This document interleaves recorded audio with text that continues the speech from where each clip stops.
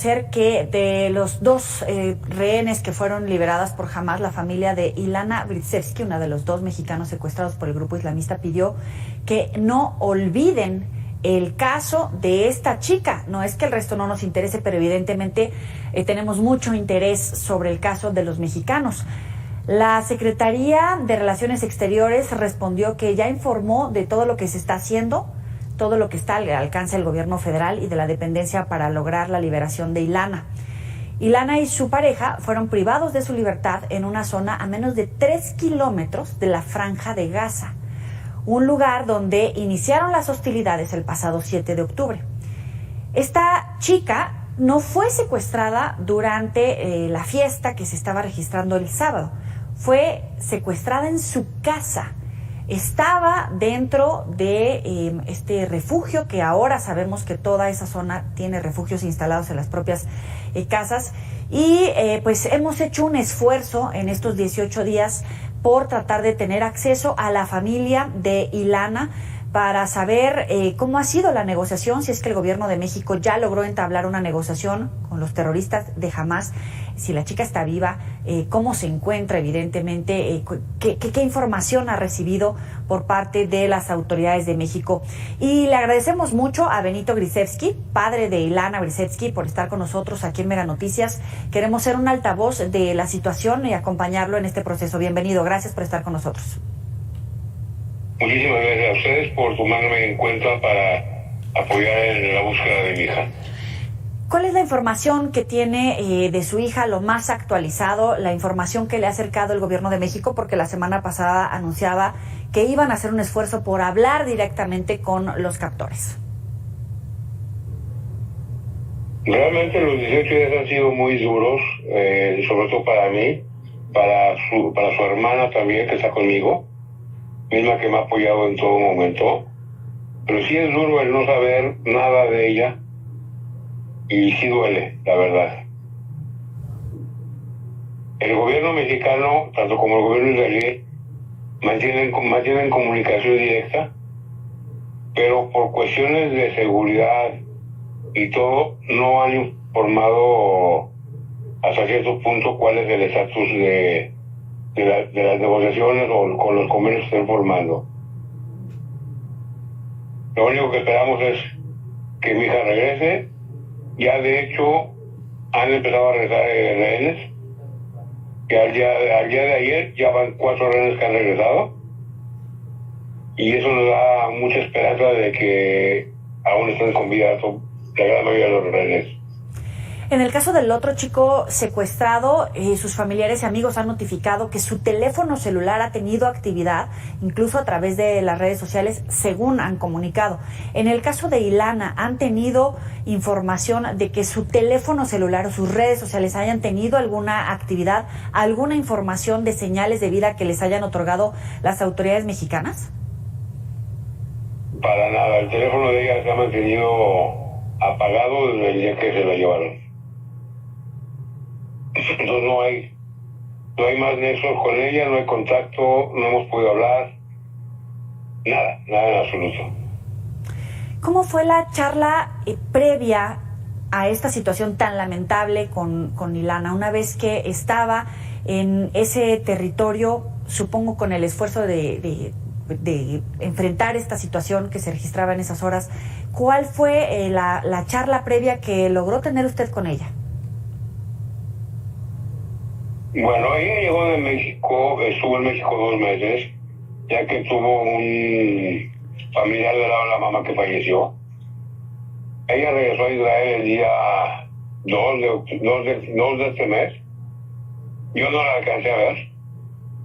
Y el día 7 en la mañana hablé con ella. Y sí me dijo que tenía miedo, que había gente en el kibutz y estaban disparando. Y a las 9:30 de la mañana me cortó toda la comunicación.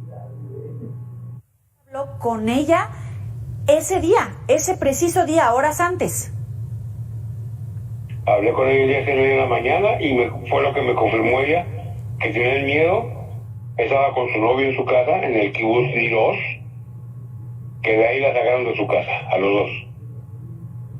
Uy, qué terrible. Yo no había entendido esta información. Evidentemente es una situación muy complicada emocionalmente digerir esta información, que tu hija te diga que están entrando a las casas. Obviamente sentir el miedo. ¿Cómo está manejando esta situación emocional tanto usted como su familia?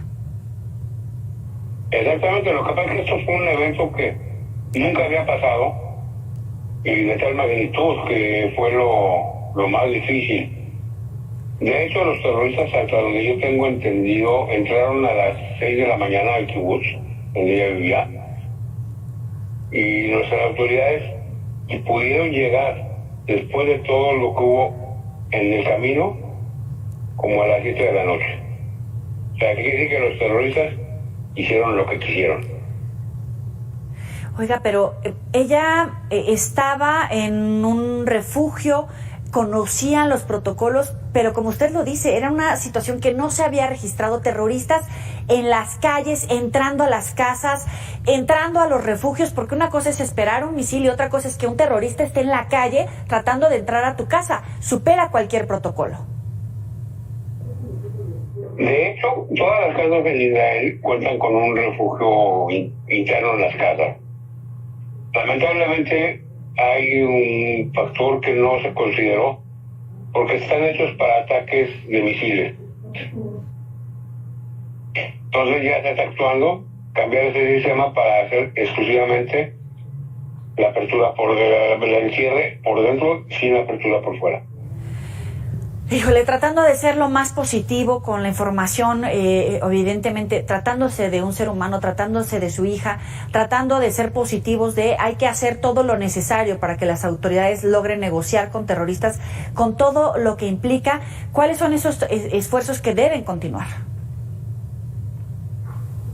Claro que sí. De hecho, la política es, mientras no haya una mala noticia o una buena noticia, quiere decir que el factor que está con vida es del 99%. ¿Qué le falta por parte de las autoridades? ¿Cómo ha sido la atención, evidentemente, para entrar en contacto con las autoridades para tratar de proporcionar los datos que le den seguimiento, que estén haciendo esa negociación? Bueno, que más de sincero, esa información es meramente confidencial de las autoridades. Ellos nos indican la posibilidad y nos están apoyando en todo lo que pueden, pero la información no nos dan por cuestiones de seguridad, tanto de los rehenes como de la ciudadanía en general. ¿Cómo es su hija? Porque evidentemente aquí, más que hablar de la guerra, de hablar del número de personas heridas o el número de personas secuestradas o el número de muertos, es importante ponerle un rostro a la situación que nos haga ser sensibles a lo que están viviendo, no solamente en este caso los mexicanos, sino los ciudadanos en ambas zonas de territorio en guerra. ¿Cómo es su hija? Porque nos habla de una jovencita que se fue a vivir a un país que ya tiene una pareja, pero siempre es fuerte vivir a distancia, siendo tan joven, evidentemente. Nos habla de una mujer fuerte. Bueno, mi hija tiene 30 años. Ella es muy luchadora, es una guerrera nata. Le encanta mucho lo que es la pastelería y repostería. Y la verdad, es una persona muy, muy luchadora. Ella incluso llegó a Israel a la edad de 16 años. Sola a un programa de estudios, terminó sus estudios y de ahí se dedicó a trabajar. Y la verdad es muy luchona. Una chica que me hace mucha falta tenerla conmigo y que estoy haciendo todo lo posible por que regrese a casa. A cualquiera nos rompe el corazón ser empáticos, ponernos en sus zapatos, pero ¿qué le dice usted a su hija si ella pudiera escucharlo en este momento? Que la quiero, que la extraño, que su hermana se llama Dalit, es menor que ella, y al igual que yo, estamos sufriendo por ella, pero estamos luchando por ella los dos. Y la base de esta lucha la base principal es la cabeza, tenemos que tenerla de un lado y el corazón del otro lado. no permitir que se junten las dos, porque si no es una explosión tanto sentimental como moral, y no nos va a permitir seguir haciendo la lucha que estamos haciendo. ¿Y qué le dice a las autoridades mexicanas que están haciendo esta negociación? De hecho, la primera persona de las autoridades mexicanas fue el señor embajador Mauricio Escanero. Desde que se inició la situación que él estuvo al tanto, nuestra comunicación es directa. Cualquier informe que él tiene me lo da, cualquier información que yo tengo nos las pasamos, pero hay temas que se mantienen bueno, se puede decir que con discreción, para no provocar un problema o un malentendido. Qué fuerte, señor don Benito Grisevsky. Son 18 días de guerra, le vamos a dar seguimiento, por supuesto, si nos lo permite, para hacer altavoz, para hacer presión a las autoridades mexicanas, para mantener viva y hacer el esfuerzo porque rescaten, perdón, a Ilana Grisevsky, que lleva estos 18 días secuestrada en medio de la guerra entre Hamás e Israel. Le agradezco muchísimo, don Benito, por estos minutos para la auditorio de Mega Noticias. Muy buena noche.